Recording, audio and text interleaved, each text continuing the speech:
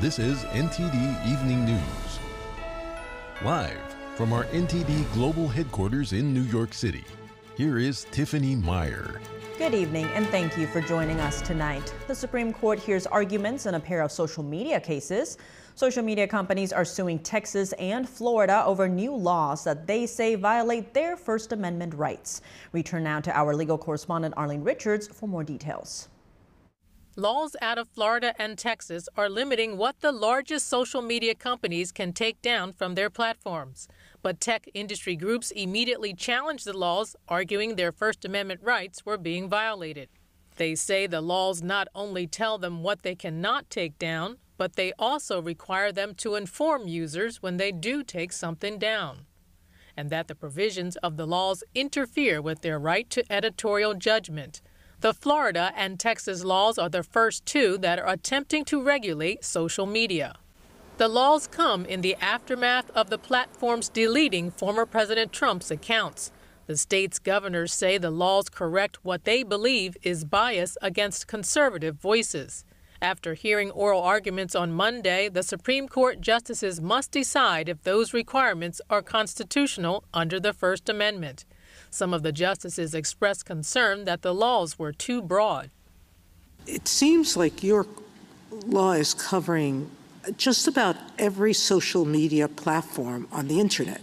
But let's look at Etsy. Etsy is a supermarket that wants to sell only vintage clothes. And so it is going to, and does, limit users' content. It's a free marketplace, it's open to everyone, but it says to the people who come onto its marketplace, we only want this kind of product. But if they're a public marketplace, which they are, they're selling to the public, this law would cover them. I think that's right, Your Honor, but let me just say a word about how the law might apply to Etsy. First of all, it wouldn't regulate the goods Etsy is offering. What our law regulates is the moderation of user-generated content. Justices Ketanji Brown Jackson and Clarence Thomas pushed Florida's attorney to narrow down what specifically the law intended to regulate, and they wondered if the powers of the social media platforms would then transfer to the states. It's unclear how the justices may rule, but several justices seem to lean toward finding a narrow resolution to the dispute. Arlene Richards, NTD News. President Biden and former President Trump both heading to the Texas border on Thursday. The competing trips come as record illegal crossings roil the 2024 election. NTD's White House correspondent Iris Tao has more at the White House. President Biden will be in Brownsville, Texas to speak with local law enforcement officers and Border Patrol agents. Meanwhile, on that same exact day, former President Trump will also be in Eagle Pass in Texas, which is about 300 miles away, to give a speech. And the White House says that President Biden's goal here is to again call on congressional Republicans to, quote, stop playing politics and pass the bipartisan border deal that's right now in the Senate, one that President Biden has accused Trump of blocking. Here's what the White House was saying today. Watch. He will reiterate his calls for congressional Republicans to stop playing politics and to provide the funding needed for additional U.S. Border Patrol agents, more asylum officers, fentanyl detection technology, and more. The Monday announcement of Biden's trip comes amid a record number of illegal crossings and as Biden's handling of the border has become one of his worst polling issues. Trump's campaign on Monday derided Biden's trip as chasing us to the border, and the Border Patrol Union called Biden's trip too little too late, saying, quote, Biden's going to the border now solely to try to save himself. And Trump has vowed to conduct the largest domestic deportation if he gets back to the White House, said this after winning the GOP primary in South Carolina just this past weekend. Watch. People coming in that we just can't, we can't do this. No country could sustain what's happening to the United States of America, no country. So we're going to straighten things out. The border. Meanwhile, the last time that President Biden was at the border in El Paso, Texas, back in January 2023, he visited a migrant center there, but did not appear to see any actual migrants. So it remains to be seen if this time around, President Biden will see something different. Reporting from the White House, Iris Tao, NTD News. Former President Trump is appealing his verdict in the New York civil fraud case. His lawyers argue that Judge Arthur Engoron abused his authority and acted outside of his jurisdiction. Engoron ruled earlier this month that Trump deceived banks and ordered him to pay $355 million in penalties. That amount has grown to $454 million with interest. If Trump is unsuccessful at the mid-level appeals court, he can still ask the state's highest court to consider taking his case. Also today, Manhattan prosecutors requested a new gag order on Trump. This is for the case where Trump is charged with falsifying business records relating to money he paid to adult film actress Stormy Daniels. Prosecutors want to stop the former president from publicly disparaging participants in the trial. That includes potential witnesses, court staff, and family members of lawyers and staff. Meanwhile, in Georgia, Trump's lawyers want Fulton County District Attorney Fani Willis to testify again due to new cell phone data. The data allegedly shows Special Prosecutor Nathan Wade visiting Willis's home multiple times in 2021, including twice late at night. The DA's office says this data doesn't mean the relationship between Willis and Wade began earlier than she said. Judge Scott McAfee spoke with Nathan Wade's former attorney and business partner, Terrence Bradley, in a closed-door meeting today. They reportedly discussed Bradley's attorney-client privilege, which he has been using to stay silent about Wade. Both the Senate and House of Representatives returned from recess this week. Lawmakers face a partial government shutdown and an impeachment trial. Our Washington correspondent Luis Martinez helps us unpack this week's busy legislative agenda. All eyes on Congress this week, in particular House Republicans. Even though the House of Representatives does not reconvene until February the 28th, this Wednesday, for Speaker of the House Mike Johnson, the first order of business will be to meet with his fellow congressional leaders at the White House with President Biden. The Big Four, as they call the party leaders of both chambers of Congress, will meet on Tuesday at the request of President Biden.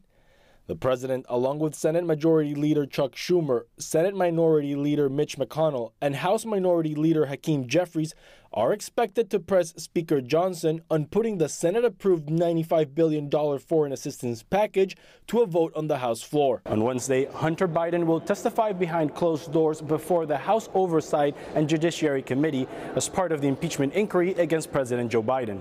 After interviewing James Biden last week, the panel will now have the opportunity to depose Hunter Biden. House Republicans will be pressed to produce evidence against the president after longtime FBI informant Alexander Smirnov was indicted for lying to the authorities about Hunter Biden and President Biden's business dealings. It is important to note that the Senate reconvened this Monday, but the House impeachment managers did not present impeachment articles against Secretary Alejandro Mayorkas. House Republicans will have to decide when to bring the trial of Secretary of Homeland Security Alejandro Mayorkas to the Senate. Once they do, senators will be sworn in as jurors. Last but not least, this Friday is the first government funding deadline. The House of Representatives will have to approve the first 4 appropriation bills in order to avoid a government shutdown. The funding for the Departments of Agriculture, Veterans Affairs, Energy, Transportation, Housing and Urban Development, and other programs account for about 20% of government spending. 5 days before a partial government shutdown, there is still no agreement between Republicans and Democrats. The appropriation bills to fund the remaining 80% of the government are due March 8. Reporting from Washington, D.C., Luis Eduardo Martinez, NTD News. A U.S. Air Force member has died after setting himself on fire in protest outside the Israeli embassy in Washington, D.C. D.C. Metro Police say on Sunday, Aaron Bushnell poured an unknown liquid on himself and ignited it, yelling, "Free Palestine." The 25-year-old from Texas eventually collapsed while police tried to put out the flames with fire extinguishers. Bushnell was taken to the hospital where he later died. In a video obtained by CNN, he had said he would, quote, "no longer be complicit in genocide." D.C. Police, the Secret Service, and the ITF are investigating. Israel Defense Forces have submitted their plan to evacuate the civilian population of Rafah as the IDF plans to battle Hamas terrorists in the southern Gaza city. Israel has received international criticism for planning to conduct operations there, where over half of Gaza's population is now residing. NTD's Jason Perry has the war update.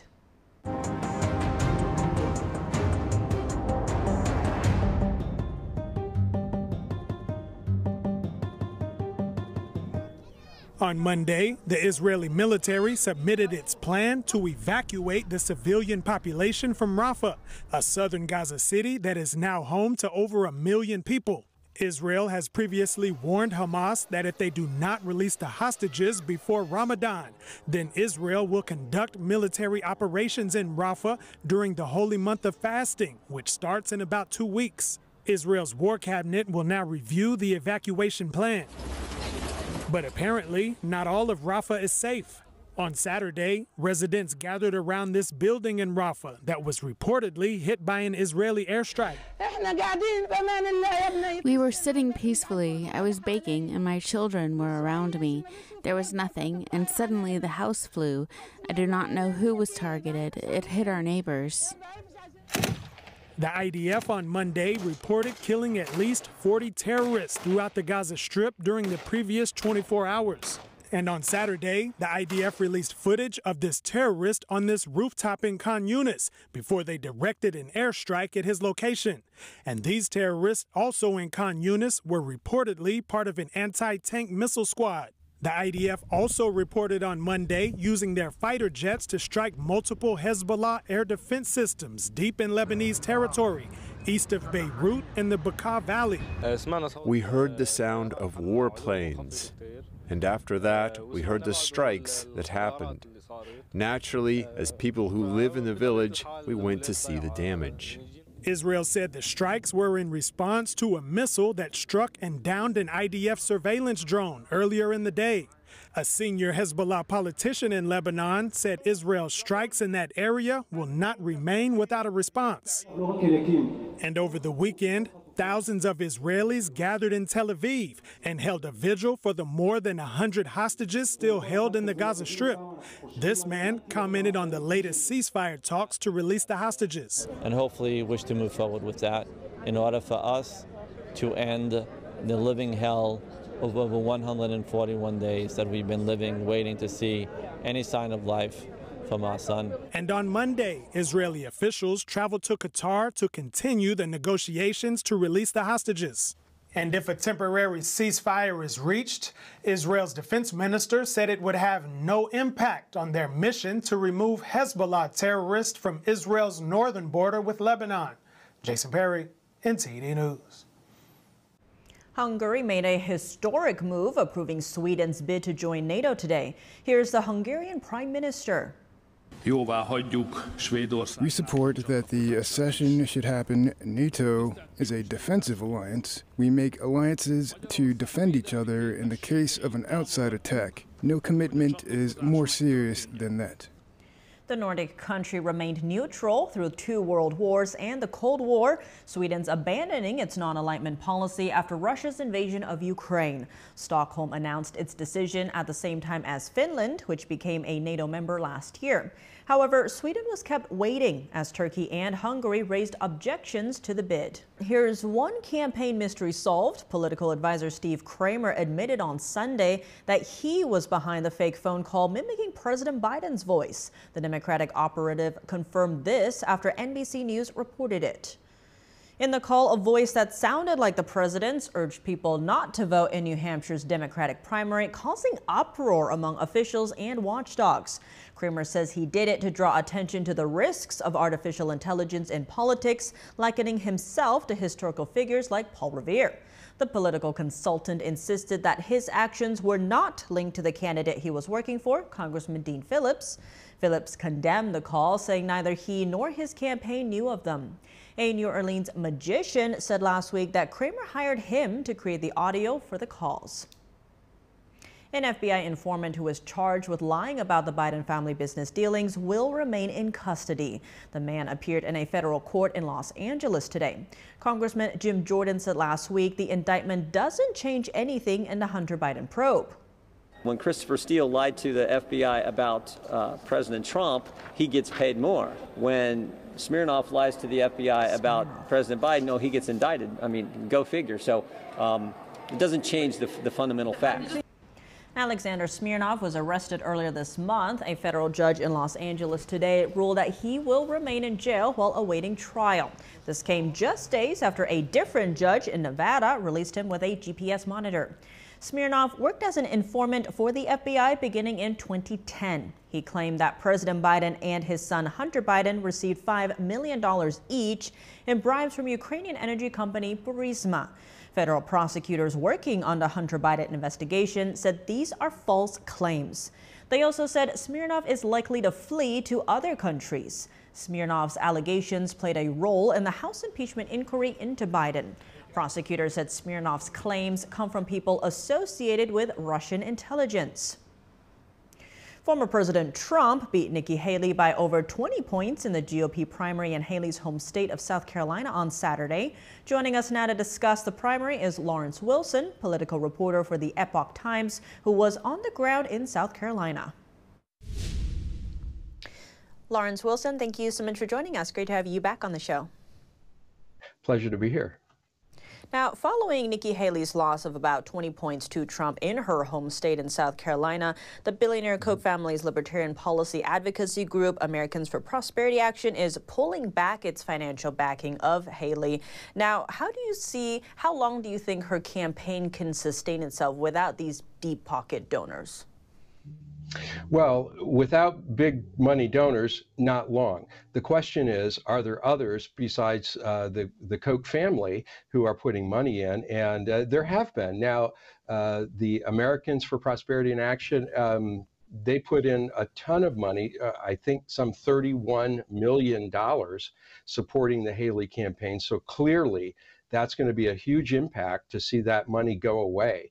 But Haley has had other billionaire donors who are supporting her in significant amounts, smaller than $31 million a pop. So the question is, how long will they stay with her?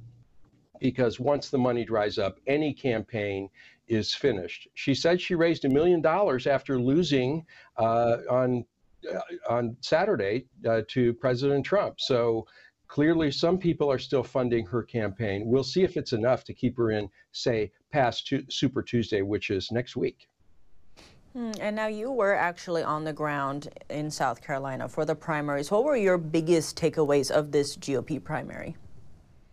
I think the biggest takeaway was that while Haley did have support in South Carolina, as she did in Iowa and as she did in New Hampshire, Donald Trump has more. The people broadly in the Republican Party still want Trump to be the nominee. We've seen that now in 4 primary contests in a row. Haley makes arguments for her in favor of herself versus Donald Trump, that she's younger, more vigorous, that she represents a return to normalcy and away from all the legal problems and so many other arguments that she makes. And her supporters buy it. They will repeat them to you if you get them in a conversation. But Donald Trump's supporters simply do not. The exit polling confirmed that. They believe he's plenty young and healthy to be president. They don't think his legal problems are going to prevent him from running or assuming office. And they're all in on Donald Trump. On that note, what did you make of the sentiment on the ground? If Nikki Haley isn't there for the general election in November, are her voters going to go to Trump, Biden, or just not vote? It's a fascinating question, and some of them that I talked to don't have an answer yet. Now, let me contrast that by saying that when I spoke with DeSantis voters in Iowa, many of them said, yeah, if DeSantis isn't the nominee, I'll go back to Trump. They were former Trump voters who wanted a change, but they would go back if need be. I hear something different from Haley voters. Many of them will not vote for Trump. A very few said, yes, I guess I would have to vote for Biden, but that's a minority. More often, I heard some version of, I'll just have to make a decision when the time comes. I don't want to vote for Trump. I don't know what I would do in that situation. That is quite a difference. Now, RNC Chair Ronna McDaniel announced today that she will step down from her role on March 8th. Now, how could this shake up the 2024 election, especially when it comes to voter turnouts on the Republican side? Will this help or hurt Trump? Well, I think everybody in the Trump organization is hoping it will help. Trump has recommended Michael Whatley, he's the RNC chair in North Carolina, to take over for Ronna McDaniel, and he has recommended Laura Trump, his daughter-in-law, to be co-chair. And Laura Trump has said if she's in that position, she will mount, quote, the largest legal ballot harvesting operation, and I forget the rest of it, in the history of the world or something like that. Superlative language to say she's going to do everything she can to get the votes in for Donald Trump. Now, just for people who aren't aware, ballot harvesting is the process, legal in some states but not others, where you can collect absentee ballots from other voters and return them to a polling place. So it's useful for people who are shut in or not able to travel or find it difficult to get to the polls. Republicans usually hate this. They claim it's a ripe opportunity for voter fraud, but Laura Trump says we're going to embrace that. If it's legal, we'll do it. We're going to get the vote out for Donald Trump. That's fascinating because we've seen that on the Democratic side, and even people like Megyn Kelly saying the Republicans should use it too if it is, legal in these cases. Lawrence Wilson, thank you so much for your time. My pleasure. After a ruling on embryos from the Alabama Supreme Court, Texas Governor Greg Abbott has echoed former President Trump's stance. The court ruled this month that frozen embryos are children under state law. The ruling means clinics that discard embryos could be held liable for wrongful deaths. Several clinics in the state have paused in vitro fertilization treatments, or IVF, following the court's decision. The IVF process is a way of giving life to even more babies. And so what I think the goal is to make sure that we can find a pathway to ensure that parents who otherwise may not have the opportunity to have a child will be able to have access to the IVF process and become parents and give life to babies. On Friday, Trump wrote on Truth Social, urging Alabama to protect IVF treatments. Critics say the ruling could make access to IVF treatments much more complicated, and potential legal liabilities for clinics could drive up the costs of IVF services. From federal health agencies to the pharmaceutical companies, on Capitol Hill today, an expert panel sat down with Senator Ron Johnson to discuss what panelists call a lack of transparency during the COVID-19 pandemic. NTD's Sam Wong has the story. True scientific inquiry starts with skepticism, challenging what we think we know, but might not be so. For over 2 years, Senator Ron Johnson has been pressuring federal health agencies to release more information regarding the COVID-19 vaccines, more specifically, cases of adverse reactions that followed the injections. In a Monday hearing, Johnson said his efforts in demanding transparencies were met with roadblocks, and that many of his requests were either delayed or flat out ignored. They're stonewalling me for literally years on some very obvious and legitimate questions. It just makes you very suspicious when a federal health agency that should be completely transparent is instead completely opaque. According to Johnson, American health agencies aren't the only ones that are complicit. The Wisconsin lawmaker added that some members of Congress also contributed to the cause. They've got to understand that things like vaccine injuries are real, and they can't shy away from the fact that they also recommend this to their constituents. Former Canadian member of provincial parliament Randy Hillier also attended the panel. He told me that certain prominent members of society reaped a great deal of benefits from the COVID-19 lockdown. There's been great gobs and gobs of money taken from the public, taken from the lower and the middle classes, and enriched the few and the elite. Dr. Brett Weinstein is an evolutionary biologist and host of the Dark Horse podcast. He told me that the failure of U.S. public health agencies reveals a larger pattern. There's a failure across the West. Every single entity that might ordinarily seek truth has been turned into an absurd, upside-down version of itself. People are correctly detecting that when they follow the advice that they're given or what they're assured is true, that they end up harming themselves. Reporting from Capitol Hill, Sam Wong, NTD News. Former President Trump is speaking out over the murder of Georgia student Laken Riley by an illegal immigrant. In a Truth Social post, Trump blamed President Biden's border policies for the murder. Trump also said he will launch a large deportation of illegal criminals once he's back in the White House. Joining us now to discuss the murder is Terry Schilling, president of American Principles Project. Terry Schilling, thank you so much for joining us. Great to have you back on the show. Thanks for having me. Now, break down for us this suspect's past run-ins with law enforcement and why he wasn't deported. Well, it's unclear just to the extent that he had committed several crimes, but he had been arrested by New York City police. And the real problem is that the state of New York has what's called a sanctuary city law, which means that the local officials, local law enforcement is barred from cooperating and sending these types of migrants or illegal immigrants to federal officials. And so typically how this process works is once detained or once arrested, they will send the information to ICE, and then ICE can decide if they want to deport them or not. If they do, they then give a detainment order. Well, in this situation, the New York City police did not hold Ibarra long enough for ICE to give the detainment order. But even if the ICE had given the detainment order, they still would not have cooperated because they are legally barred from doing so. This is a nightmare, and it is all created because of these sanctuary city laws. Oh, wow. Now, NGOs and advocacy groups have come out and said, oh, this is an anomaly, these types of cases. But is this an anomaly, or what is the scope of illegal immigrants staying in the country after these encounters with law enforcement? Well, before this interview, I was brushing up, and I actually have found that this is not an anomaly whatsoever. As in 2018, there was research that came out that showed that 64% of federal arrests, now this is not local arrests, this is arrests from federal law enforcement agencies, 64% of arrests were illegal immigrants. And that is a really shocking number because illegal immigrants only make up 7% of the U.S. population. This is not an anomaly. This is a pattern, and it's not just a pattern, it is a pandemic. Oh, wow. And now your organization actually lobbies for pro-family policies. Now, how are families feeling about this illegal immigration crisis? Are they afraid for their families, for their children?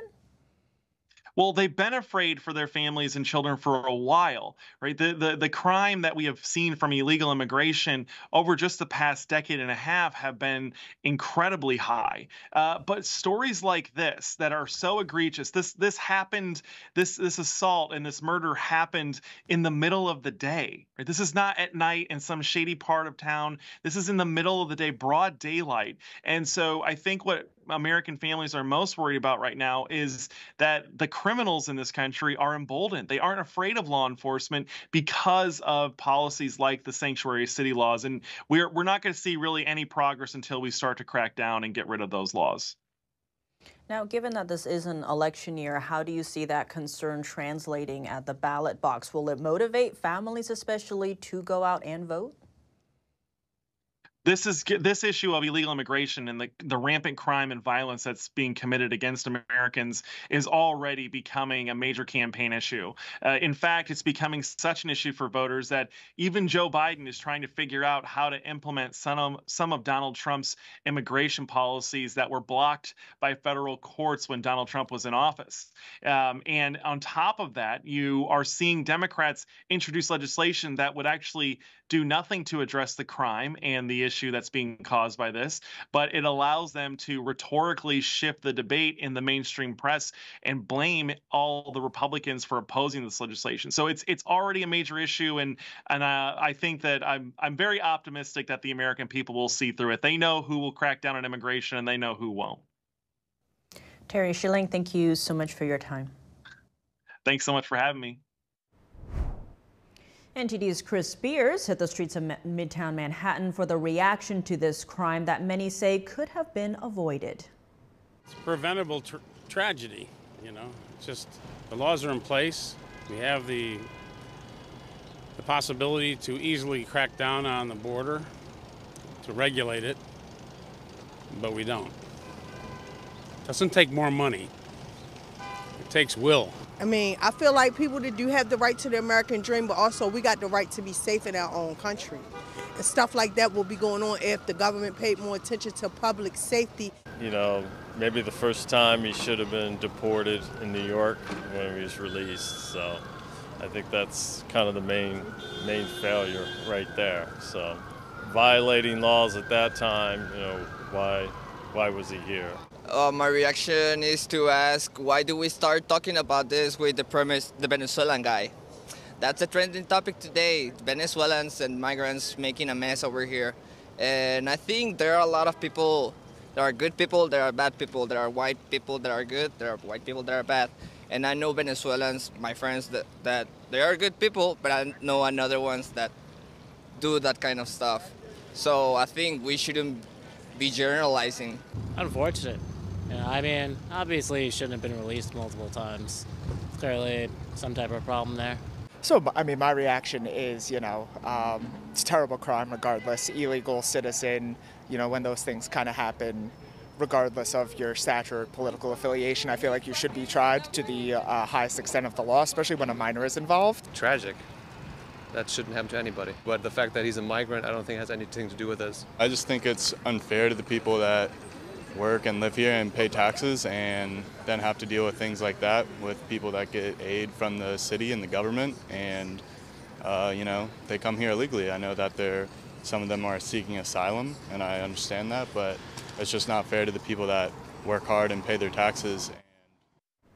A BP executive's husband caught insider trading by secretly listening to her phone calls, leading to a possible 5 years in jail, a huge fine, and divorce. NTD's Virginia Gibson has more. A BP executive's husband confesses to insider trading. 41-year-old Tyler Loudon admits he secretly listened in on his wife's phone calls and profited by $1.8 million, making trades off of the insider information. This case was above and beyond what we typically see because of the amount of money that was traded. We typically don't hear about many of the day-to-day insider trading cases because the amounts trading are quite small. John George Aras is a partner at Scarency Hollenbeck. He's represented numerous individuals who've been investigated for insider trading. Aras says insider trading is when someone learns important information about a company, information the rest of the public does not have.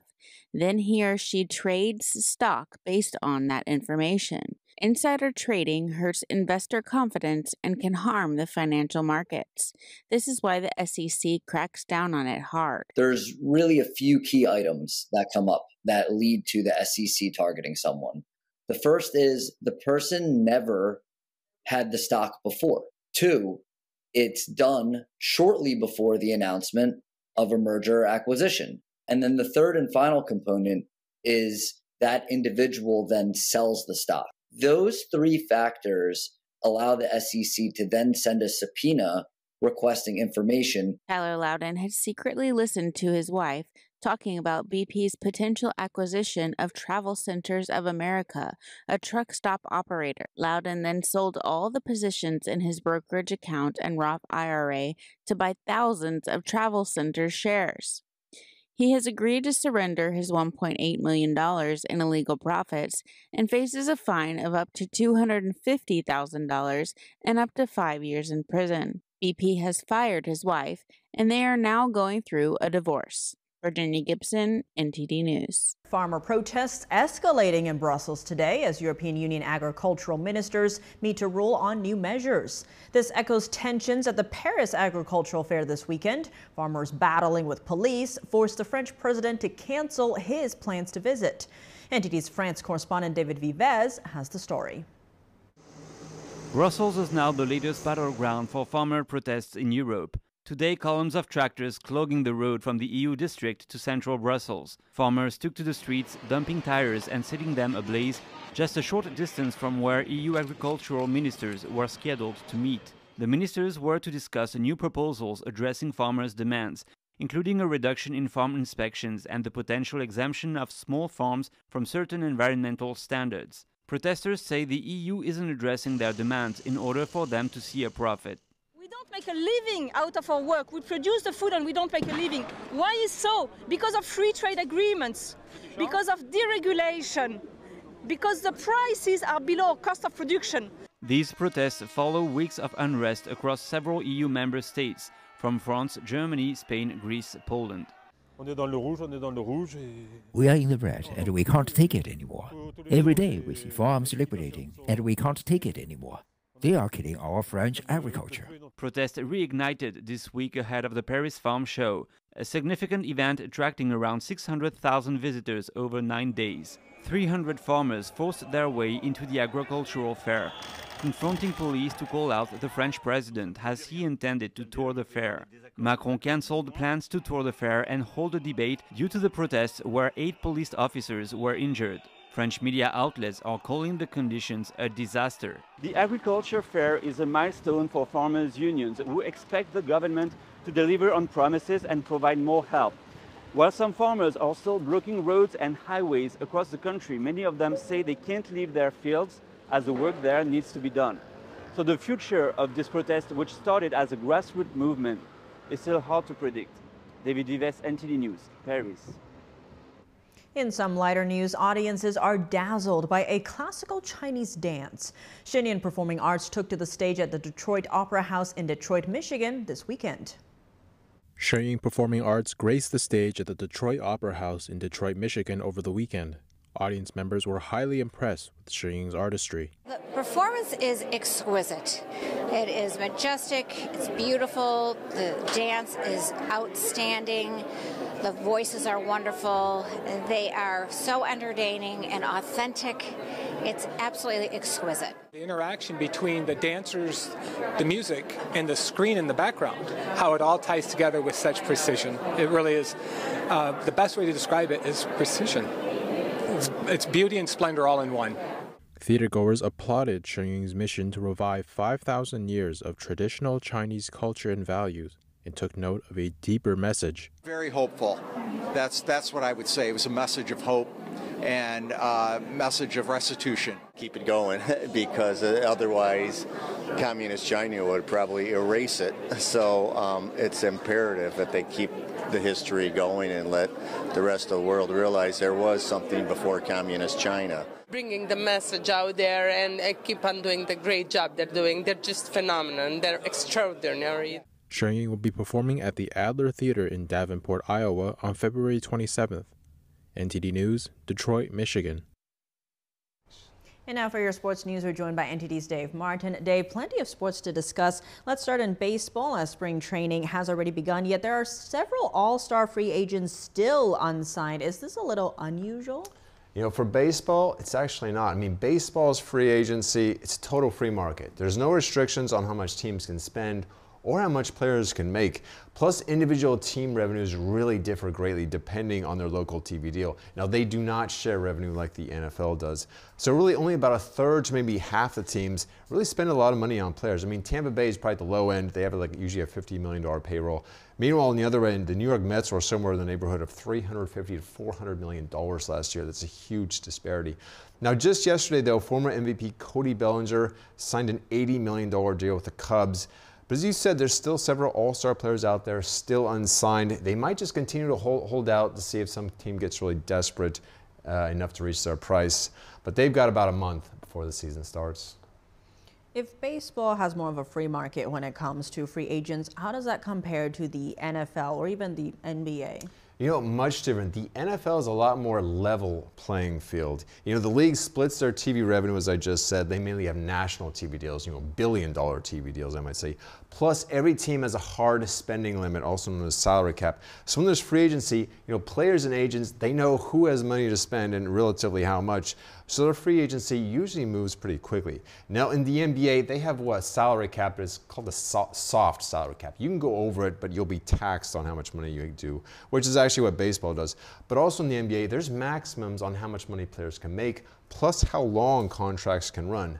So when players hit free agency, like these all-star caliber players, they might have the same maximum deal offer from a number of teams, and it's just a matter of where they actually want to sign. Now, these rules really come down to the players' unions. In baseball, the players' union is a very strong union. They've got the upper hand, like in labor negotiations. Whereas the NFL and the NBA, the owners really have the upper hand. But yeah, it's been like that for a long time in baseball, actually. In golf news, Jon Rahm, who recently defected from the PGA Tour to LIV Golf, was pretty candid about leaving for money reasons. How much more money is he making? You know, he hasn't actually confirmed. It's believed to be somewhere from 300 to 500 million. I mean, that's been the reported price. But that's just his signing bonus. You know, these LIV events, they each have a $25 million total purse. That's more than any PGA Tour event. Plus in the PGA, there's a weekend cut you have to make just to get paid for participating. Meaning after the first 2 rounds, only the players with the top 65 scores continue to play the 3rd and 4th rounds. The others, usually maybe, I don't know, 35, 40 more players, they go home with nothing. Now LIV Golf, there's no weekend cut. Everyone gets paid, and they get paid handsomely. Now to compare that to his PGA earnings, Jon Rahm, who ranked 3rd in the world, very successful. He made just over $50 million in his 7 years there. So it's really quite a disparity between the two leagues. Well, Dave, as always, thanks for joining us. Thank you for having me, Tiff.